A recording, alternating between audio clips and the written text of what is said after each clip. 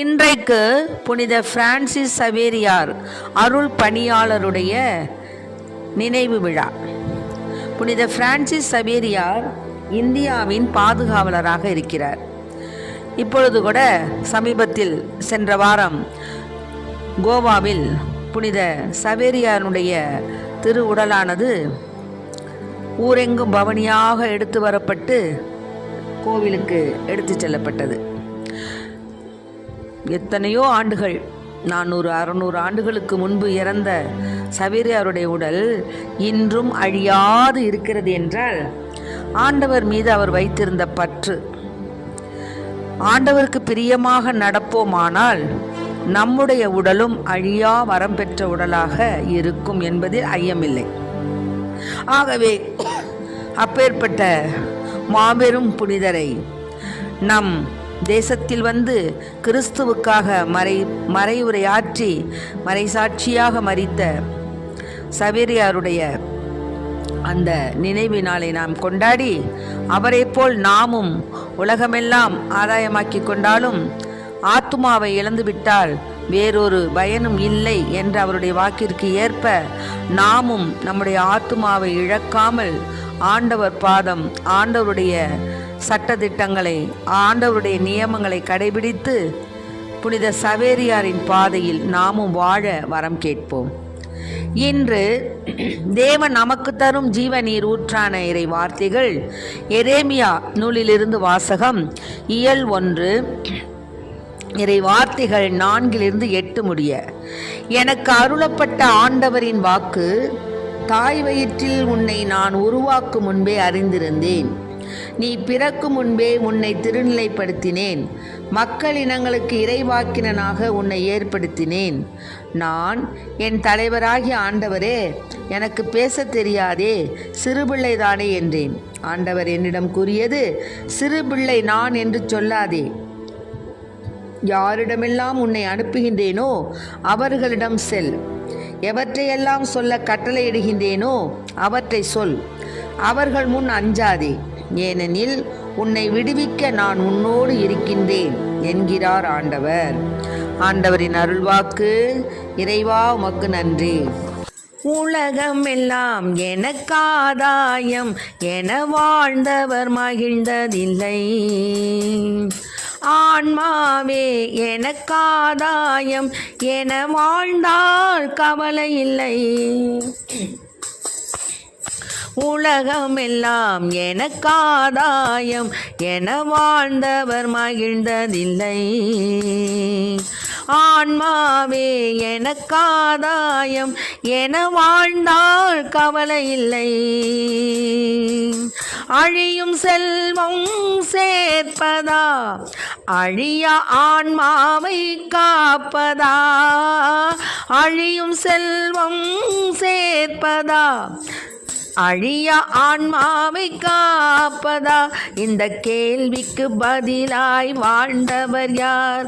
அவரே புனித சவேரியார். உலகமெல்லாம் எனக்காதாயம் என வாழ்ந்தவர் மகிழ்ந்ததில்லை. ஆன்மாவே எனக்காதாயம் என வாழ்ந்தால் கவலை இல்லை.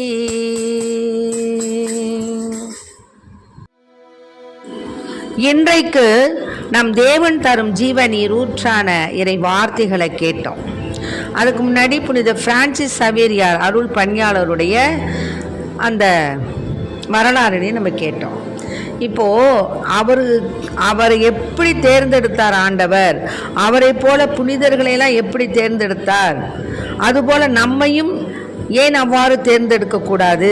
நாமும் ஆண்டவருக்கு பிரியமுள்ள பிள்ளைகளாகத்தான் வாழ்ந்தோம். நம்மையும் அவர் அவ்வாறு தான் நம்மை திருநிலைப்படுத்தினார். நம்மை ஆண்டவர் படைக்கு முன்னே தெரிந்திருந்தார் என்பதை நாமும் அந்த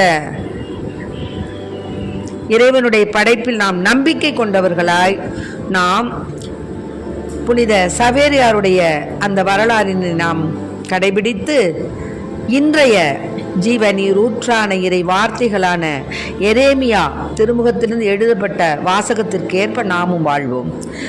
எனக்கு அருளப்பட்ட ஆண்டவரின் வாக்கு, தாய் வயிற்றில் உன்னை நான் உருவாக்கும் முன்பே அறிந்திருந்தேன். ஆமேன். ஆக தாயின் கருவில் நாம் உருவாவதற்கு முன்னதாகவே தேவன் நம்மை தெரிந்திருக்கிறார். நீ பிறக்கும் முன்பே உன்னை திருநிலைப்படுத்தினேன். ஆக நாம் பிறப்பதற்கு முன்பே உன்னை நான் திருநிலைப்படுத்தினேன்கிறார். மக்கள் இனங்களுக்கு இறைவாக்கினனாக உன்னை ஏற்படுத்தினேன் என்று கூறுகிறார். அதை போலதான் நாமும் நம்மை திருநிலைப்படுத்த வேண்டும், இறைவாக்கினனாக நம்மை மாற்ற வேண்டும் என்று இறைவனிடம் வேண்டிக் கொள்ளணும். என் தலைவராகிய ஆண்டவரே, எனக்கு பேச தெரியாதே, சிறுபிள்ளைதானே என்றேன். ஆண்டவர் என்னிடம் கூறியது, சிறுபிள்ளைன்னு நீ சொல்லாத, யாரிடமெல்லாம் உன்னை அனுப்புகின்றேனோ அவர்களிடம் நீ போய் நான் சொன்னதை சொல், நான் செய்ய சொன்னதை செய். நான் சொல்ல கட்டளை இடுகின்றேனோ அந்த கட்டளையை நீ அவர்களுக்கு சொல். அவர்கள் முன் அஞ்சாத, ஏனெனில் உன்னை விடுவிக்க நான் உன்னோடு இருக்கிறேன் என்கிறார் ஆண்டவர். ஆகவே அன்பு பிள்ளைகளை, நாமும் நம்மளுடைய சூழ்நிலைகளில் தேவனை பற்றி எடுத்து கூற தயங்கக்கூடாது, பயப்படக்கூடாது. அவருக்கு நாம் ஒரு சாட்சிய மக்களாக, மகனாக வாழ வேண்டும். ஏன்னா இந்த நற்செய்தியை பறைசாற்றுதல் அப்படின்ற அந்த பணி ஏற்பு பகிர்வு செயலை நாம் நம்முடைய வாழ்க்கையில் நடத்தணும். இதுக்காக மைக்கு பிடிச்சிக்கிட்டு தான் போய் பிரசங்கம் பண்ணணுங்கிற தேவையெல்லாம் இல்லை. அதற்கென்று ஊழியக்கார பிள்ளைகள் இருக்கிறார்கள், அருள் தந்தையர்கள் இருக்கிறார்கள்.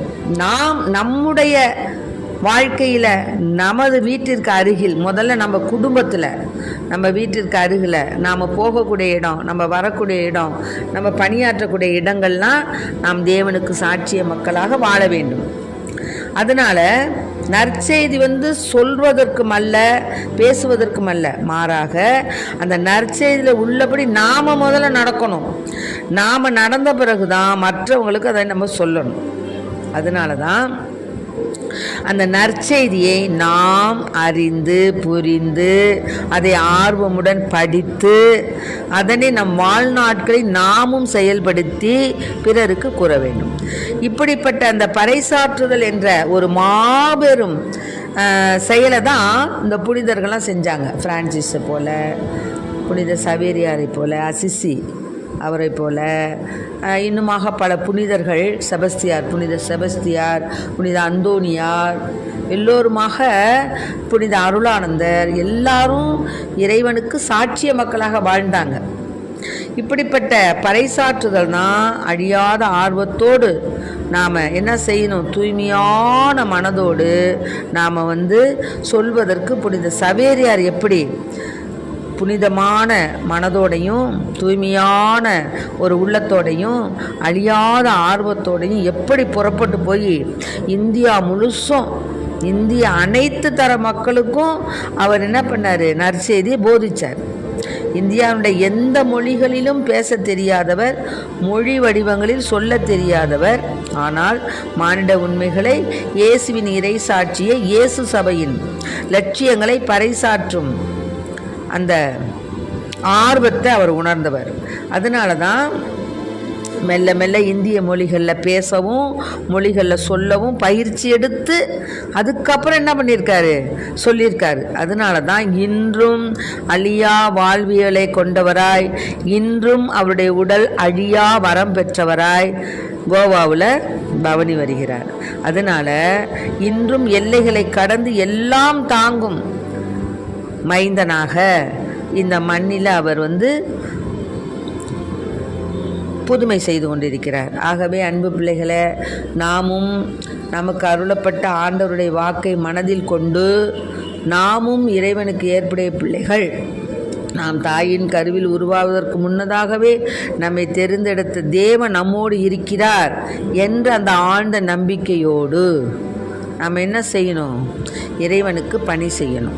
அதனால தான் புனித மார்க் எழுதிய நற்செய்தி 16 15-20 வார்த்தைகள் என்ன சொல்லுதுன்னா, இயேசு அந்த காலத்தில் 11 தோன்றி உலகெங்கும் சென்று படைப்பிற்கெல்லாம் நற்செய்தியை பறைசாற்றுங்கள், நம்பிக்கை கொண்டு திருமுழுக்கு பெறுவோர் மீட்பு பெறுவர், நம்பிக்கையற்றவரோ தண்டனை தீர்ப்பு பெறுவர், நம்பிக்கை கொண்டோர் பின்வரும் அருள் அடையாளங்களை செய்வர், அவர்கள் என் பெயரால் பேய்களை ஓட்டுவர், புதிய மொழிகளை பேசுவர், பாம்புகளை தம் கையால் பிடிப்பர், கொள்ளும் நஞ்சை குடித்தாலும் அது அவர்களுக்கு தீங்கு இழைக்காது, உடல் நலமற்றோர் மீது கைகளை வைக்க அவர்கள் குணமடைவர் என்று கூறினார். யாருக்கு இந்த வரங்கள்லாம் கொடுக்கப்பட்டது? நம்பிக்கை உடையவர்களுக்கு.